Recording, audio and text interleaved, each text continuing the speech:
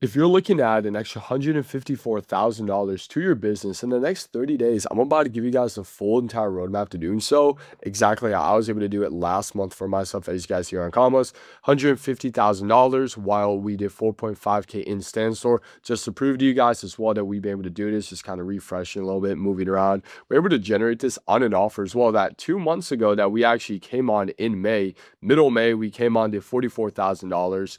June did $66,000. July did $154,000. And up until right now, we're at $39,000 on the 10th so far in August. So everything I'm going to be showing you guys in this video, I'm going down the entire process of actually setting up the technical side of this funnel that I'll be showing you guys. From there, how to actually train an onboard sales team. If you have a sales team, we're going to show you how you train them up. If you need to bring on a new sales team for this, like we had to, I'll show you guys how to do that. And then from there, the exact script. Understand that we're going to be running an outbound dialing process. So what you'll see, like life insurance people, they'll go ahead and call leads, very similar. But what we're going to be doing is we're going to be calling all of our older leads. So all of our opt-ins in the past, all of our no-shows, all of our no closes.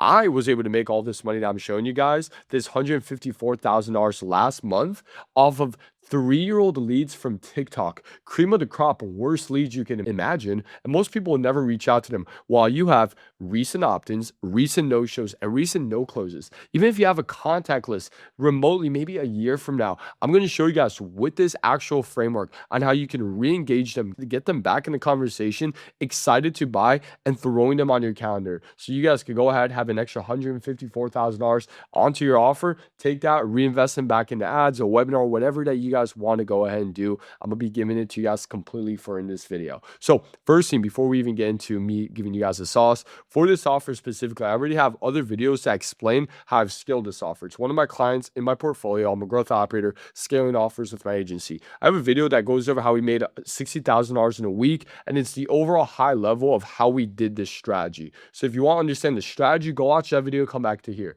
As well with the client, I actually did a sit down with him. He got fucked by 2 growth ops in the past. So if you're an off-roader watching this, watch this so you can see how not to get fucked by a growth op. If you're a growth operator, watch this so you know what to do to actually sign clients like I was able to sign Sharif myself. And now from there, this video, I'm going in depth on the outbound dialing process, how to set it up, the technical side, like I said, and then from there, how to execute upon it. But none of this matters though. Understand, none of this matters if we already have a leaky sales process. Because if we're adding a new funnel, because essentially this is your business already, you already have the foundation set. But if adding in a new funnel and the foundation is broken in some way, this funnel is not going to make you the amount of money which it could make you. So as you guys see, I have 2 cups. Not that great drawings, but it will do enough. Over here is cup with the actual dialed in sales process. You see nothing is leaking versus in this one, there's a leak going through. We're already calling our no-shows, our no-closes, our follow-ups. We're already reaching out to all these people, our opt-ins, because of what you haven't done in the past. So if we're just going to keep doing the same cycle of having any leaks throughout the process, this is where you need to fix this first before you implement this funnel. So just some best practices is having a dialed in post-booking page, which I'll show you guys in a little bit, an example of a really dialed in one. From there, making sure that your pre-call email and your SMS flows are dialed in as well. You have a dialed in group chat process. This in itself is probably the most important part from the triage to the actual group chat process, from going ahead and make probably the biggest executor of show right. It's not going to be an email that you send, and on top of that, it's not going to be even the post-booking page, which is important, but it's going to be the conversation that the setter has before actually throwing them in the group chat. So the setter that's actually going to be calling them, and on top of that, what does that group chat process look like? Because sure, we can go ahead and automate a lot of things within the business,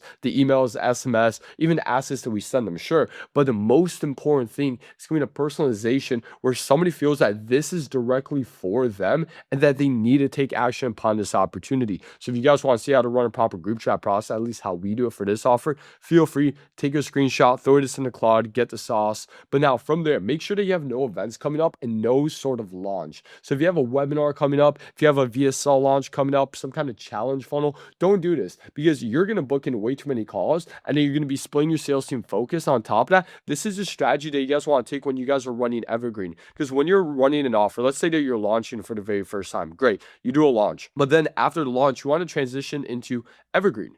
And then evergreen is more so where you're rebuilding the organic. And as you guys are rebuilding the organic, you still want to take actions to have cash injections within offers. Some people, what they'll do is they'll run a monthly webinar. What you could do too is, I'm not saying that you shouldn't, you should 100% run a monthly webinar. We're about to on this offer. But in the meantime, you can go ahead and call this contact list that you may have from all your opt-ins, or just have some sort of re-engagement campaign. And in this video, at least I'll show you guys how you can bring on new setters and have them specifically target this list, so you never have leads in the pipeline that you haven't reached out to. But now from there, you need a solid show rate, which is going to be all personalized at the end of the day. What your setter does, at least I have my setters have be on the call for anywhere from 15 to 25 minutes. So I know a student of mine, and he asked me, is like, is there a way that we could shorten these calls? And how should we coach our people on doing this?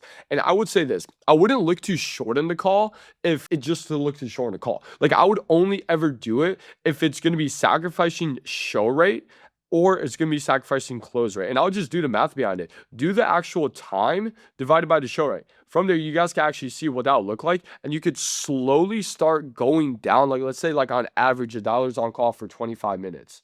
From there, you could slowly start nudging down. But you never want to tell your dialers that, hey, go ahead and have a shorter call, because then they're going to look to rush through their process. The best way I would coach them is I'll literally just tell them that, okay, based on reviewing this call, that yeah, like you didn't need to ask that question, or you didn't need to go to this part. They already gave you the answer to that earlier here. You just needed to be more attentive. Those are the only ways that you should be increasing the speed of the call, just by the skill set of the actual question that the setter is going to be giving. Because I would love to have a conversation for 15 to 25 minutes. Even if it's an inbound lead, you should be having conversations like this. But Jake, isn't that for the sales call? Sure, but if you can get majority of discovery out the way, that's the best thing that you can do. If you can get people coming in to understand whatever business model, whatever opportunity that you have at a high level, where they understand the lingo, they understand the dream outcome, and they're sold on the opportunity, then from there, getting them sold on our actual offer is the easiest thing possible. And that's where a closer has an actual layup for that call. And that's specifically what you need to do within your post-booking page. So as you guys see this link, I'll be showing you guys this post-booking page from a new client of ours, but it's going to be called a process video. A lot of people do this, but they do it completely fucking wrong. They'll go ahead and make just like a rough outline of phase by phase. What does my program look like, etc. But you need to understand that the only way that the post-booking page works well is that it's attracting people who are sold on the opportunity. So whatever the opportunity it is, let's say it's growth operating, or let's say it's getting a job in remote tech sales, which is the offer that I'm going to be showing you guys as the example. Somebody needs to be sold on getting a job in remote tech sales before I tell them that I'm going to get them hired. Because we have a job placement offer where we get people these jobs, but I can't get somebody to be like, oh yeah, place me on a job, if they don't believe in the opportunity. So everything that your setter does, which we will actually talk about, re-engaging, explaining the opportunity for you guys. But from there, everything that we're doing in the sales process and the content, everything is to get people so sold on the opportunity.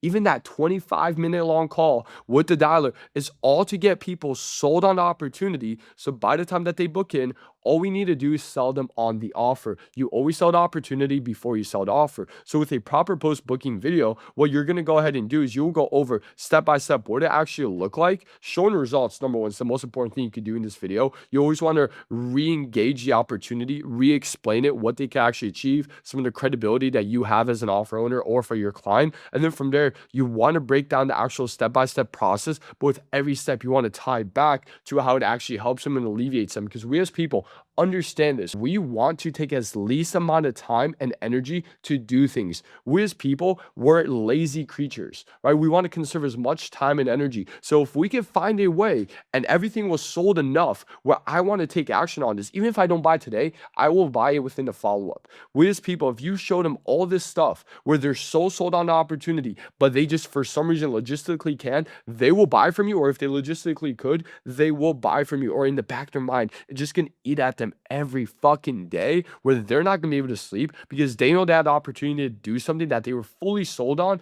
but they weren't able to go ahead and do it. Whenever you guys do actually outline any of these, you go over step by step. And on top of that, just super important that you guys outline day by day what it looks like in offer. I like to outline what does the first 24 hours look like, the first 48 hours, from there the first 7 days, 14 days, first month, and first 2 months, 3 months, step by step, for where they're like, okay, logically, I understand how I'm going to get in here. I see how everything works. I see how the one-on-one works. I see how the actual group coaching works. I see how the resources work for me. You want to give people this whole entire understanding, because if you have somebody watch this video before they show up to your sales call, understand that the logical mind has been already conquered. Like, you've already went ahead and logically sold them on the offer. Because sure, emotionally in B2C, you're selling people on an identity, but now, okay, you need to become the identity. How do we become it? By investing into the offer. Okay, how do we reinforce them to believe to reinvest into the, or to actually invest into the offer? By watching an asset like this, where logistically this makes so much sense for them to actually go ahead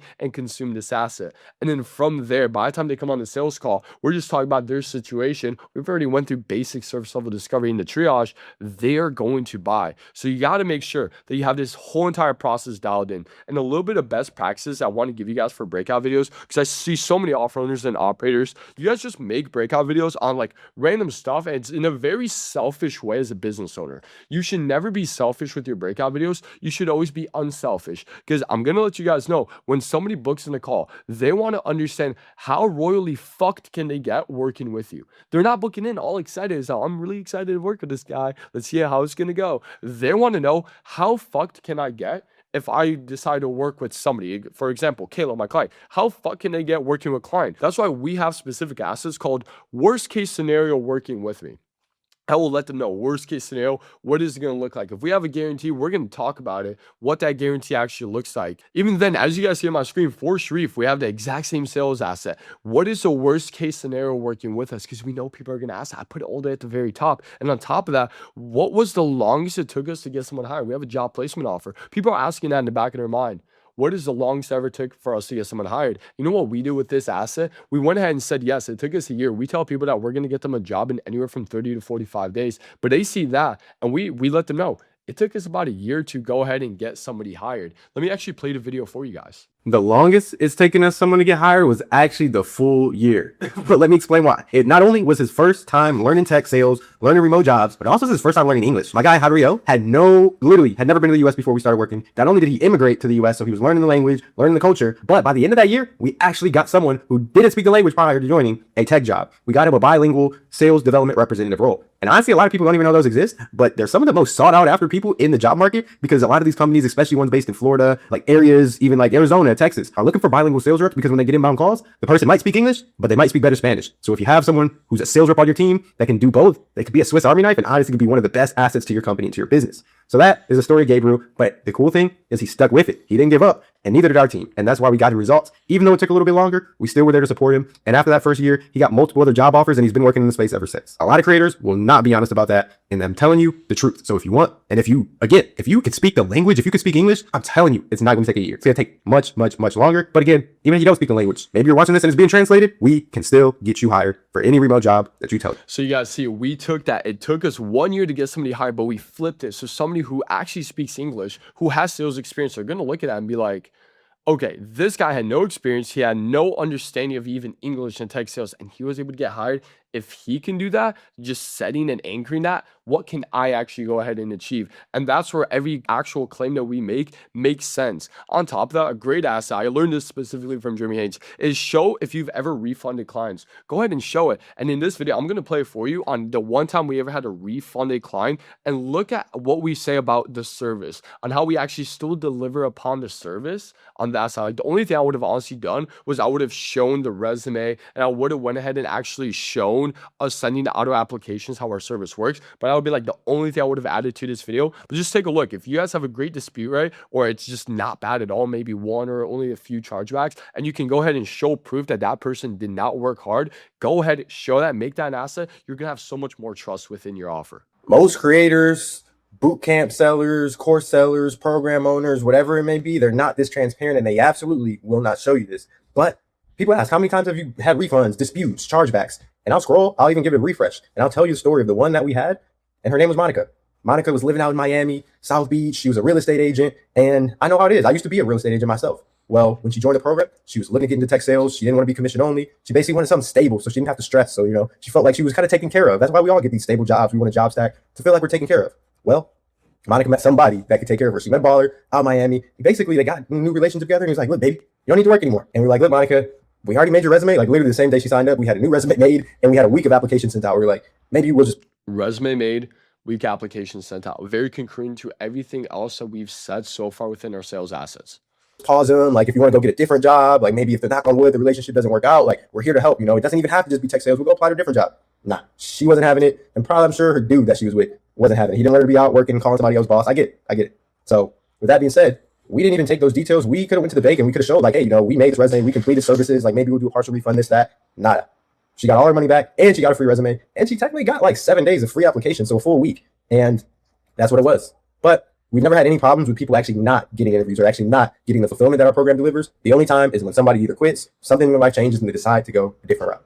So that in itself right there, you guys just want to make sure you guys show how far can somebody get working with you. Show the disputes, have breakout videos specifically talking about that, because you just want to understand what is the worst case scenario. That's what they care for. Even ask when people are jumping in, hey, what questions have I answered? What were some of the limiting beliefs that you had? And what were some of the skepticism? Ask your existing clients, what were things that you were skeptical of us that would have, if we could have handled, you would have bought way sooner from us. So just make sure that you guys have this entirely dialed in before you guys think about running any kind of outbound sales process, which I'm going to be giving you guys right in a second. But make sure that you guys have this dialed in, a proper post booking page, like I said, email and SMS flows dialed in group chat process, no events coming up, and a solid show rate and a solid close rate. But now from there, let's actually get into the video. It's going to be broken out into 3 steps: the technical setup, actually onboarding and training the sales team, then from there, the actual script and framework that you're going to go ahead and give them. On the technical setup, we had 26,000 leads that we were able to contact, but what we had to do is organize all these leads. They were just in Go High Level. So what we did was we created specific pipelines, and we use Wave Dialer, which is a multi-line dialer, which for anybody who doesn't know what that is that if I'm going ahead, I'm calling on the multi-line dialer, I'm calling anywhere from 3 to 5 people at once. So then from there, whoever picks up first, I'm just going to have a conversation with. Their name is going to pop up, and then from there, we're actually able to go ahead and start that script. But so you want to go ahead, get a multi-line dialer. We use this with Go High Level. Just whatever CRM you're using, find a multi-line dialer that you can connect. It's not going to be free, but we're in the game of actually making money. So you got to spend a little bit of money to make some money. From there, you take all your opt-ins, your no-shows, your no-closes, all the information that you have about leads, their emails, their phone numbers. Specifically, we just need their phone numbers. You're going to go ahead and create pipelines for your sales team. We would create specific pipelines per rep. So for example, we had a few guys. We had Eli, and let's just say we have Austin, right? From Eli and Austin, what we would do is we would create pipelines specifically for them. And when they ran out of the pipeline, we would just go ahead and give them a new pipeline with more leads within it that they can then go ahead and call. From there, we have this dialed in. That's really the technical setup. You just need to go ahead, organize your leads. I would organize them from no shows, no closes, opt-ins. I would give your no closes and even your no shows a higher, just to a better sales rep, because they've already showed interest, right? They booked a call somehow.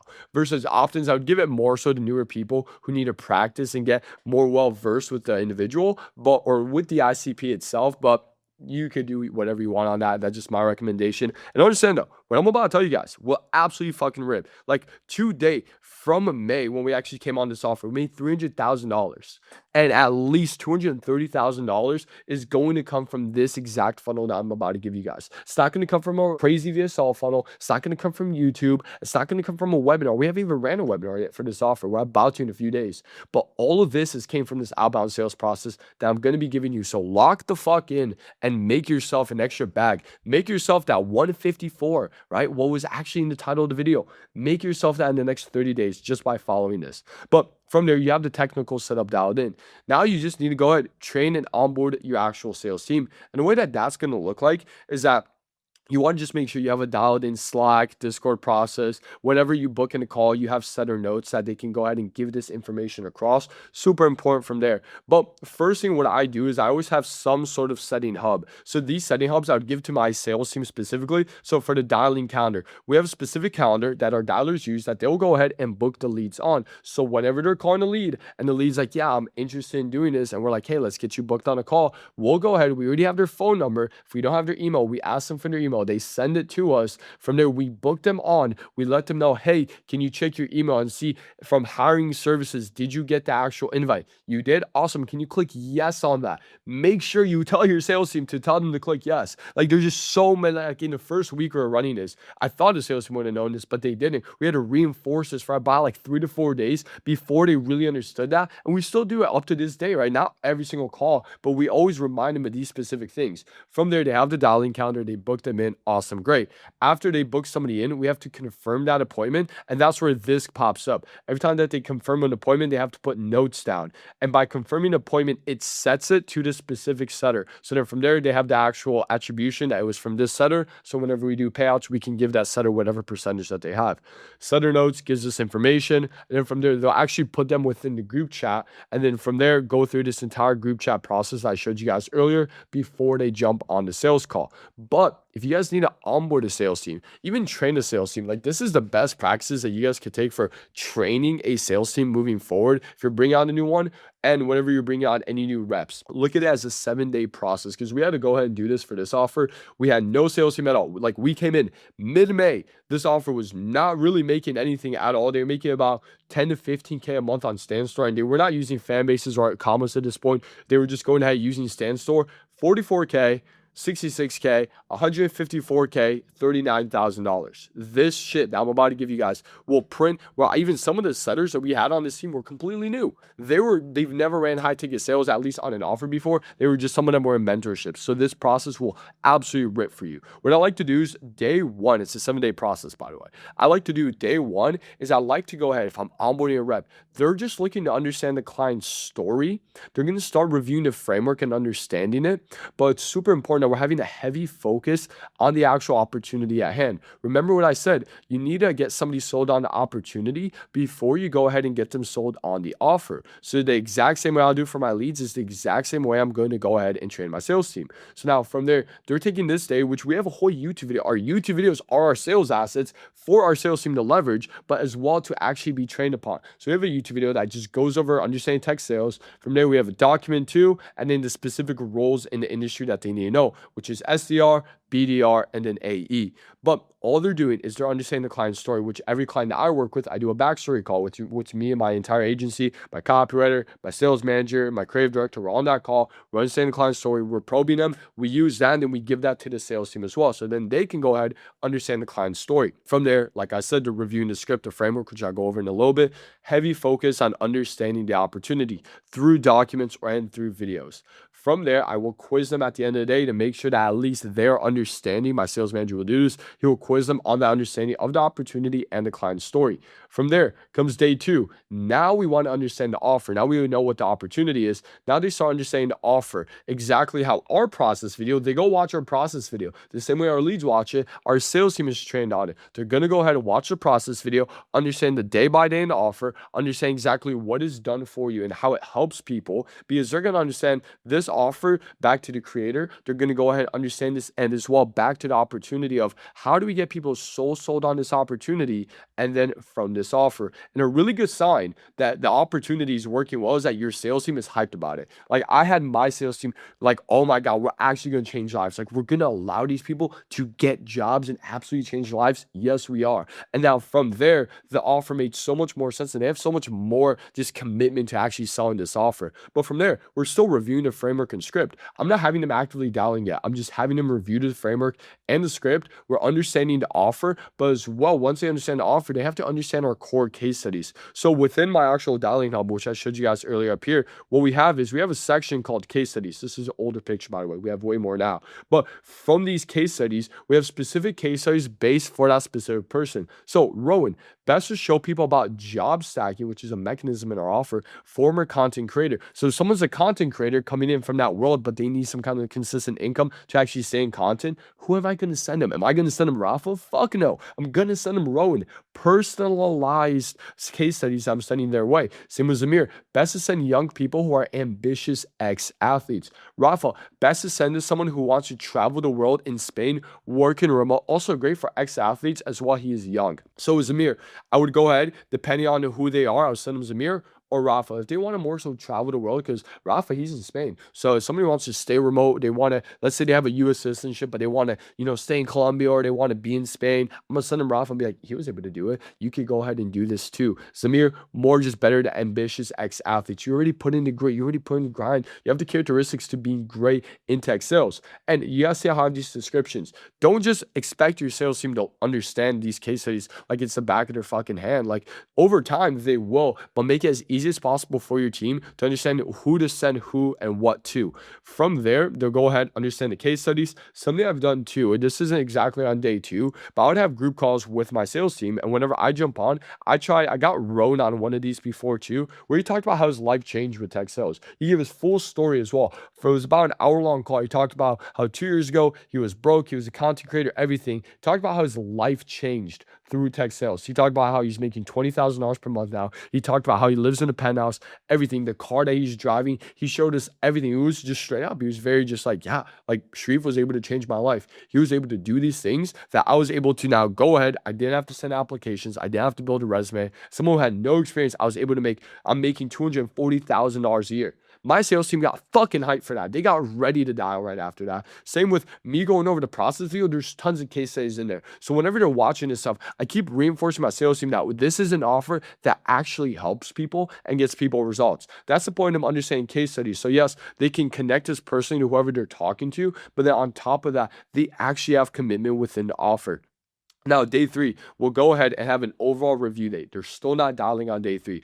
Overall review day. They're still reviewing the framework, but then today they're going over the opportunity again. They're going over more case studies, and then my sales manager will test them on both the offer and the opportunity knowledge. We'll test them on offer knowledge here. We'll test them on opportunity knowledge here, but we have an overall test that we'll give them. They're still going over the framework. They're still listening to mock examples from our team calls, and they're actually as well, what they're going to be doing is shadowing our current team. We'll pair them up with team members that they can then go ahead and shadow, see how they're talking. We'll have them running daily mocks with somebody who's experienced, and with, if we're bringing on, let's say like 2 new setters, sure, we'll have them with actually shadowing, but then we'll have them running mocks together throughout the day so that our main dialers could still keep dialing. And they're joining all of our daily team calls. We run about 2 a day specifically for dialers, so they're jumping in, understanding the offer more. They're seeing how we're giving even feedback to the current sales team, so then they can come in, have that feedback, understand it, and then be able to absolutely cook. And now from there, days 4, 5, 6, and 7, we're actually going to get them live,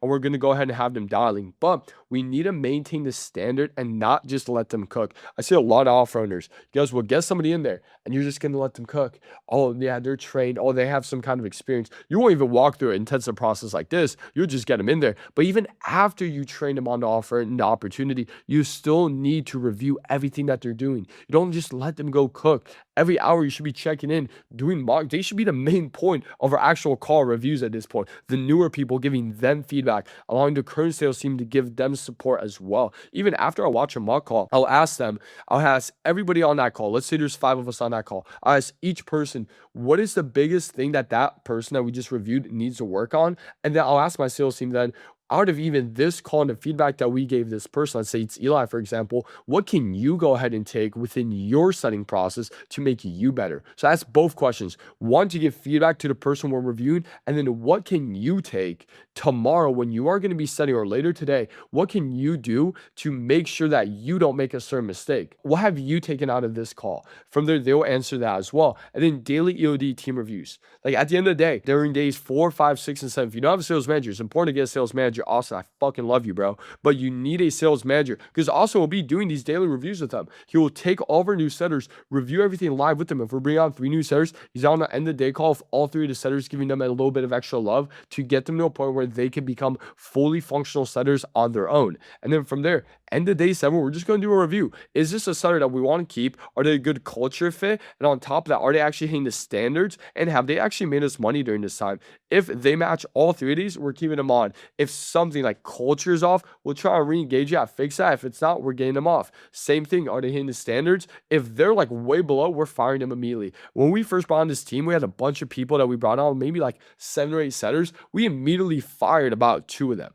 2 to 3 of them. We fired 2 that first week, and then halfway into week 2, we fired a third one. Because at that point, it's like they weren't meeting the standards, they weren't part of the culture, they weren't showing up to the team calls. You're fired immediately. Be fast to hire, but be faster to fire as well, because they're just going to bring down the culture within the team, the standard, and the actual cash collected coming in. If you follow this process, you'll be able to onboard a completely new outbound dialing team if you need to go ahead and do so. Or this is just the exact walkthrough that I'll go through with any setter that I'm bringing on, even closer. I'll have them walk through this entire thing, because what we're really just trying to sell them on is understanding the actual client, understanding the opportunity, and understanding the offer as well, and what that actually looks like. So now when it actually comes to dialing the leads, you need to go ahead and follow this framework. If you want to re-engage older leads who just maybe they forgot about the opportunity, they forgot about you, the offer, what that actually looked like.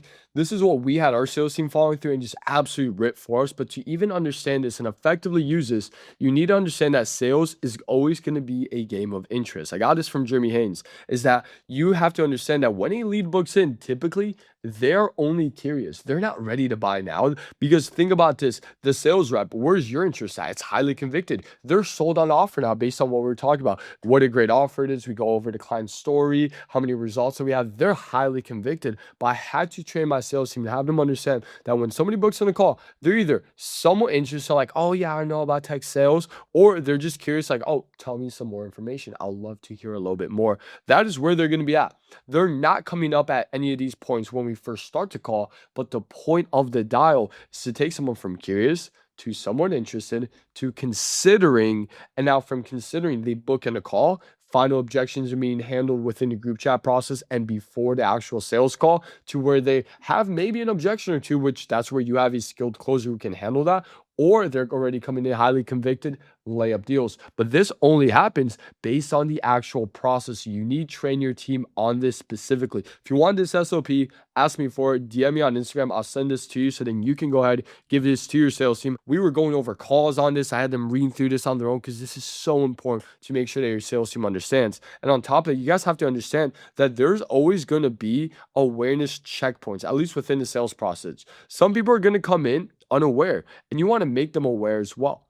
So from there, if you're calling somebody who's unaware of the opportunity, but we'll go ahead and dial them where it's, oh, well, you don't remember you opting in for a resume template in the past. Well, just to ask, just to make sure that I'm not wasting your time, is this something that you would even be interested in? Working 3 to 4 hours a day, Monday through Friday remotely, is that ever just giving you interest? And somebody might be like, yeah, no, that has given me interest in the past. And now from there, we can shift over to going to problem aware. Even if somebody says, no, I don't ever remember doing this, just ask them based on the desire, is that something that they want to do? And if they're still like that, no problem. We're going to end up the dial. But a lot of people were like, they just completely forgot, because 3 years ago, they forgot about tech sales. They forgot about my client Sharif. But from there, we were able to actually go ahead and help them go from unaware to then at least problemware. Now within problemware, now you guys want to understand is, what are the pains that they're going through? I would give this to my sales team. Yes, we'll give them the actual framework and the script, but then from there, when they actually are in the process, they need to be vigilant themselves,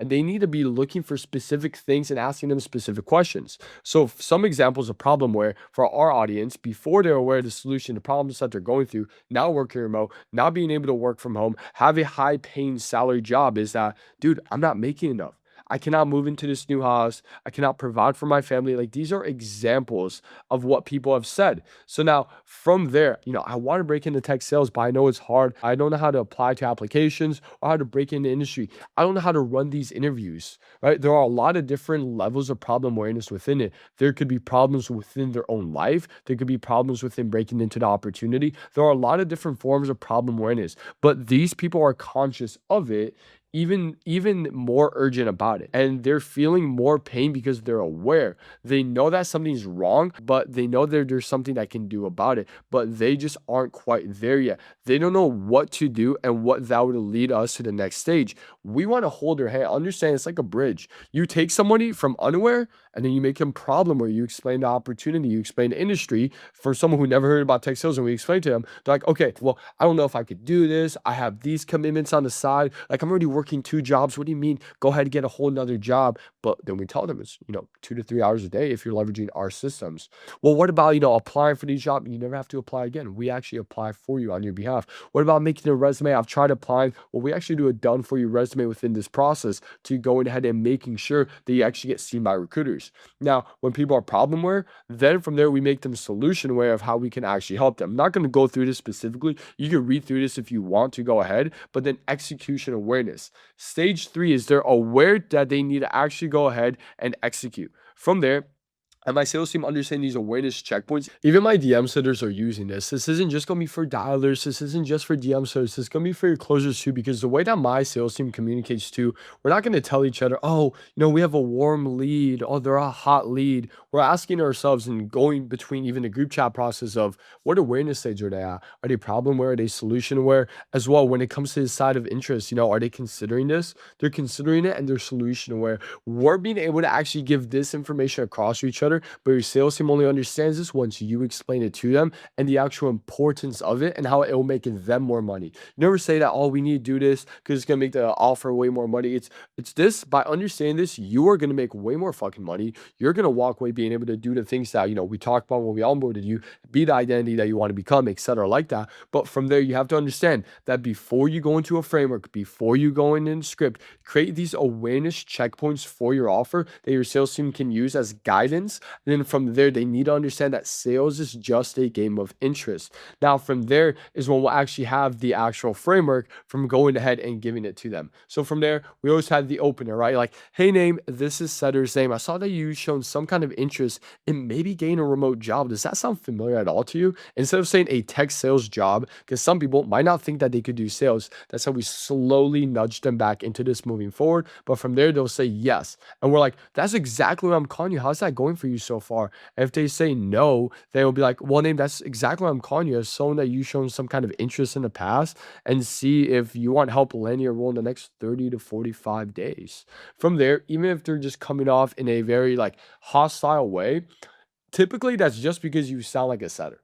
You just sound like you're in sales. If you get rid of that sales voice and you just sound genuine, and even like having those just pauses to, ask them their name, from there, you'll be able to go ahead, at least get an easier way of getting a yes. If they're just like completely on your ass saying like, no, I'm not interested at all. It's just, so you haven't been looking into possibly working 2 to 4 hours a day, make $70,000 a year from the comfort of your own home. Did you not grab one of Sharif's free resume templates? Right? If they're still saying no to that, I'll always start off with Sharif's free resume template. They say no, then we'll go ahead. Did you get this? No. Or, so you haven't looked into this stuff at all. At that point, like, sure, we've had people who are like just completely no, and they say no, we have to hang up. But at that point, at least us telling them working remote, they at least can acknowledge, like, yeah, I've been wanting to work remote. They've seen videos on TikTok. They know about the remote lifestyle, but they don't know exactly what it will look like. And now from there, we just ask, are you still even interested, like I said earlier, in landing one of these roles? Because I got your number in our system, and he was showing that you shown some interest in the last few months. We have the exact date, and that you were looking to get in a remote job anywhere where you can make 60 to 80K a year, working about 3 to 5 hours a day from the comfort of your home. We're able to land a role like that, yeah. This is as if they would answer the question, yes, I'm looking into this. Well, are you still interested in this? Because we're just talking about like, hey, you've shown some interest. Does that sound familiar at all? Yes, it does. Awesome. Are you still interested in landing one of these roles? Have you landed one of these roles yet? If not, from there, that's where we go through the rest of the actual script. If they're still confused, we talk about how to actually refresh their memory, because that's going to happen. Some of them are going to be like, who the fuck are you? Why are you calling me? So you guys can take a look at that. But now from there, what we do is we go into current state. So now from there, let's actually go into the framework at the same time. What we'll do is we'll do the opener, and then we'll handle the not interested. And then from there, we're always looking to get minor yeses. Hey, is this person? Yeah. Hello, who is this? We're trying to just build up our yeses. You've probably heard this before, so this isn't going to be new. But the more yeses you can get somebody, they're more likely they're going to keep saying yes. You want people to be able to say yes to you as much as possible, and not just in like a boring yes way. Like, try and add some enthusiasm into it, that they're actually like pouring into the yes as well. From there, we're going to ask them their current state. What are you currently doing for work, and how do you establish this? Is where we establish the baseline. Understand that the way that we get to ask this question, though, very specifically, is that we ask them, it's like, okay, awesome. Well, you want to get a remote job, we can help you get one in the next 30 to 45 days. And now, before we get into it, just so I can get a little bit of context, where you at now, so then we could build a game plan on this call to actually get you that role. What are you currently doing for work right now? We go ahead and we just frame it as that we're going to build a game plan on this call. We're not just going to sell them immediately. Like, we let them know, it's like, I just want to see how we can help you and see what that looks like first before we can even talk about us getting you that role. I just need a little bit more context about you. From there, do you guys see how in my actual framework, I give specific things to ask? How many hours are they working, right? Why do they want to transition to work remote? They're going to tell us a problem. If there's a very surface level problem, we're then going to go ahead and probe into it to get the problem. We're going to understand how many hours they're working, so then we can anchor that. You're working 8 hours a day. You're working on the weekends. Well, these jobs don't work on the weekends. They're only going to take you about 3 to 4 hours. And then how long have they dealt with the problem? What type of steps have they taken toward it? And then what would working remote and getting a higher salary look like for them? But the steps that they've taken toward this specifically, we're going to then tie our offer whenever we're pitching the offer, like, oh, I've already tried applying before. Well, you didn't have a good resume, so the ATS system was flagging you, or you just weren't consistent enough. That's where our team handles that consistency all for you.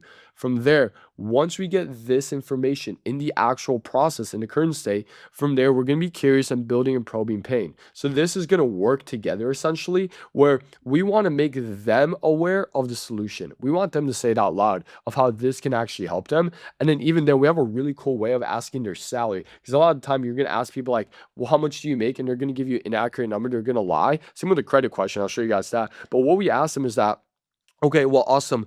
If we're going to get you this role in the next 30 to 45 days, Janet, I don't want to give you a role that's making anywhere less than you are currently making now, because it'll be a harder transition, right?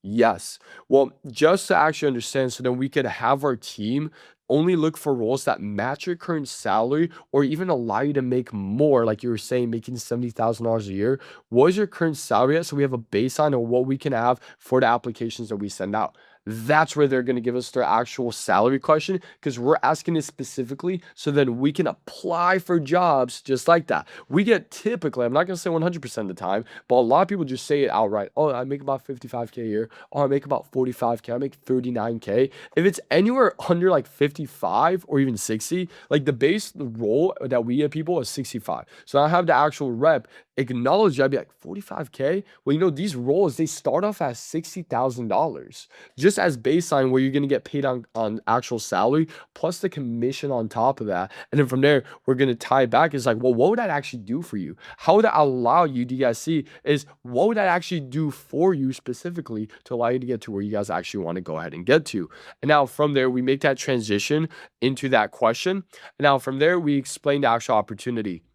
And now once you're like, okay, awesome, we've already got them the same commitment of what is your salary and helping you get there. Now we explain the opportunity. We have a very simple way of actually explaining the opportunity, but you want to have a very specific way of explaining it as simple as possible. I like to explain that. And then after I explain the opportunity, I like to have them ask the question of, okay, awesome. Like, does that make sense? Is that something you think that you can go ahead and do? Oh yeah, for sure I could do that. Why do you think you could do that though?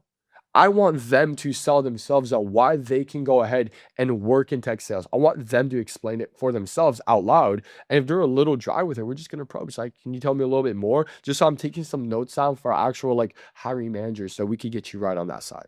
Now, from there, we explain what it looks like. Awesome. Great. And then we do a tie back. And then with this tie back, we just tie back to what they told us, their desired situation, and getting them away from where they actually don't want to be. So, I mean, overall, with everything that we've talked about, getting away from working at Amazon, working on the weekends, is this something that you would want to look more into? Find yourself getting a role in the next 30 to 45 days, going ahead, making $70,000 a year, spending more time with your family. Is this something that you want to look more into? And then when they say yes, it's like, okay, awesome. Well, I could go ahead. I could do for you is actually get you on a call with our co-founder, Trev, which is our closer. Pretty much on that call, he's going to be going over, he's going to just get to know exactly where you're at more. And then he's going to build out that proper game plan with you to actually help you land a role as soon as anywhere in the next 30, 45 days from now. You can look to transition from where you're at to then having that role that you want to go ahead and have. If they say yes, awesome.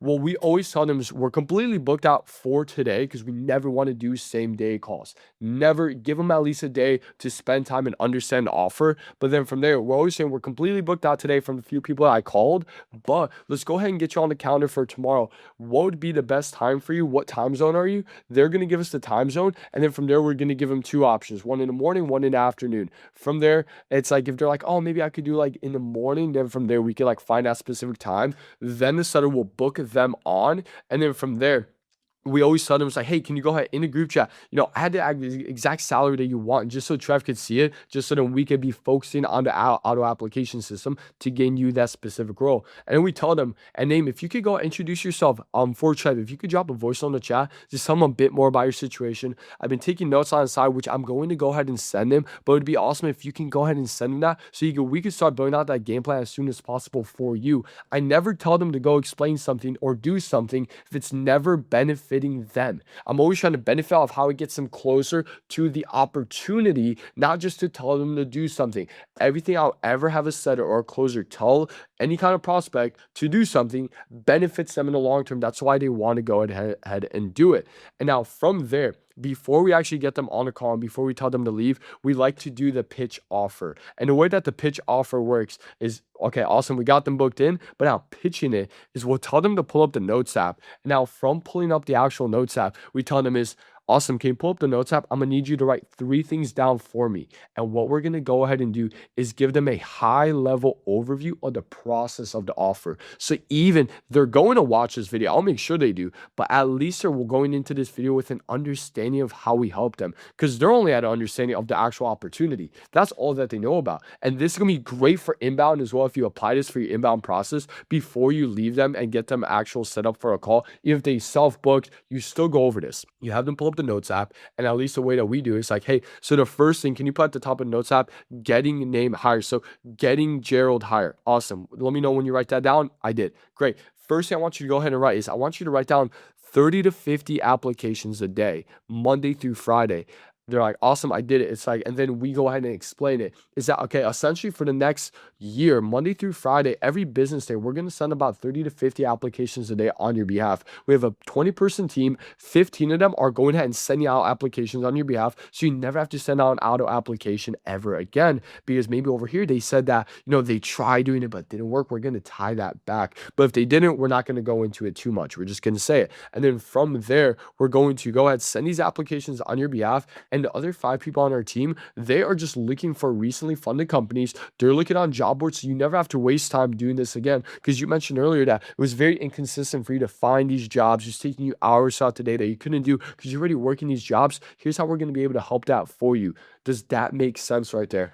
Awesome. And now from there, once they confirm that, second, I'll tell them to go ahead and write down is done for you resume. We're going to completely build out your resume to make sure that it has all your transferable skills. And now on top of that, you are then going to go ahead and have our internship experience at our company. So you have B2B experience. And even then, the reason that you weren't getting seen by our applications, if they mentioned that they tried applying but never got hired, if they don't, we're not going to mention this, but there's an ATS system.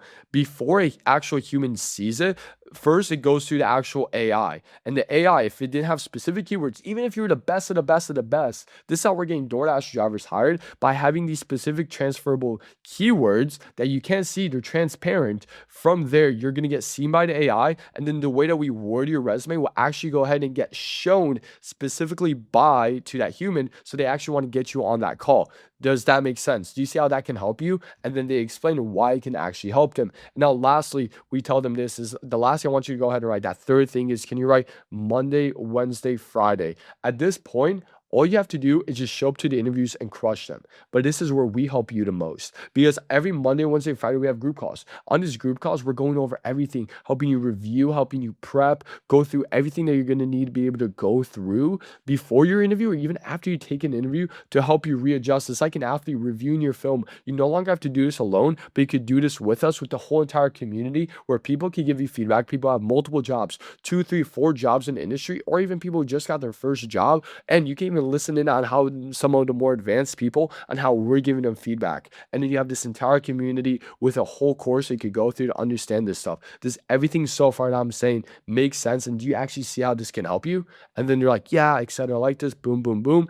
I've just gone through like literally a high level overview of how our program works. Now it's how actually going to get them a result. And now from there, I just remind them to go ahead, send that actual voice note. Then they go ahead, send the voice note to the closer. We get them booked in. And now we're in the group chat process. Do you guys see how these people are fucking hyped at this point to go ahead, get in my group chat? We tell them about the exact result that they want to get. And then every time that we even do the group chat, we always like to name it. It's like getting person hired. And then from there, we drop the actual salary that they want to hit. Even then, we'll add a CSM in there as well. Our CSM will go in there. We'll throw her or him in there, depending if it's a dude or a guy. We'll have them message them privately too. Just a little bit of sauce. We'll have them message them privately like, hey, I know there's a lot of people in that group chat, but I just wanted to message you privately. Let me know what questions that you have just so I can give you the best answers possible. From there, they'll probably either call them or just message them. And then our actual CSM, which all of our CSMs actually have jobs in tech. They're not LARPing it, but then they'll go ahead and show them pay stubs, show them how long it actually took them to get hired, all that kind of stuff. And even before we go ahead and get that person in that group chat, we always make sure to show them their results in school so they see that this is somebody who's actually gotten a result and somebody worth listening to. So when they message them privately, they actually go ahead and respond. And that's how people are showing up to our sales calls, ready to fucking buy and ready to join a program where we could change their life. Number one, but make a whole lot of cash doing it. So if you follow everything that I told you guys in this video, you ideally, I'm not making any kind of guarantee or any kind of statement, but we made $154,000 from an offer that was making about $10,000 to $20,000 per month. You guys can go ahead and do this too. And this is from a contact list. You have no shows, you have opt-ins, and you have no closes. You can implement all of this yourself to at least in the future, even moving forward, having this entire sales process that every time you're onboarding a new kind of rep, you have them just start hitting up all the older leads from back in the day, from your old webinars, whatever that might look like. You're reaching out to them and you're always following up with your no shows, your no closes, and your follow-ups. One of the most important things you guys could do. But that's pretty much it for this video. If you guys want to learn how we actually execute upon this, the strategy, go watch this video. If you want to see the interview with this client on how we did 194K in 58 days, but ever since then, we've been able to do $300,000 in about 90 so days from then. So if you guys want to go ahead, watch that, feel free, watch all the videos because it'll just give you guys that understanding of the entire scale that we've done so far. Hopefully you guys enjoyed. Talk to you soon. Peace.